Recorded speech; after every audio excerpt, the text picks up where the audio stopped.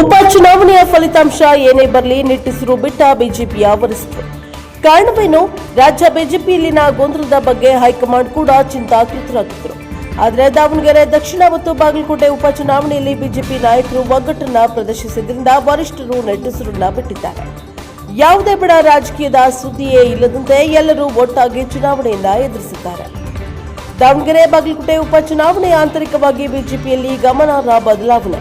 ಫಲಿತಾಂಶ ಏನೇ ಬರಲಿ ರಾಜ್ಯ ಬಿಜೆಪಿ ನಾಯಕರ ಒಗ್ಗಟ್ಟಿಗೆ ದೆಹಲಿ ವರಿಷ್ಠರು ಫುಲ್ ಖುಷ್.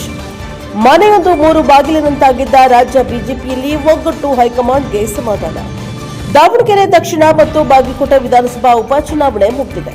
ಮೇ 4ರಂದು ಫಲಿತಾಂಶ ಹೊರಬೀಳಲಿದೆ. ಬೈ ಎಲೆಕ್ಷನ್ ಫಲಿತಾಂಶ ಏನೇ ಬರಲಿ ಕರ್ನಾಟಕ ಬಿಜೆಪಿಯಲ್ಲಿ ಆದ ಬದಲಾವಣೆಗೆ ರಾಜ್ಯದ ಕಮಲ ಪಡೆಯ ಕಾರ್ಯಕರ್ತರು ಮತ್ತು ಪಾರ್ಟಿಯ ವರಿಷ್ಠರಂತೂ ಫುಲ್ ಖುಷ್ ಆಗಿದ್ದಾರೆ.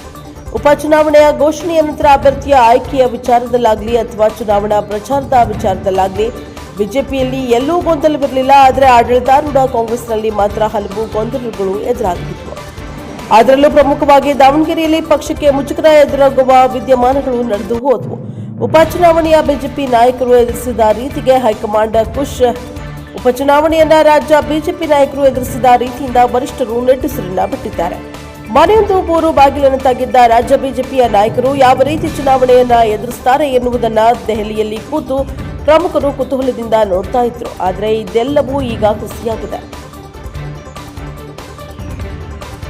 Bureau report Vedamurthy, NKS TV4.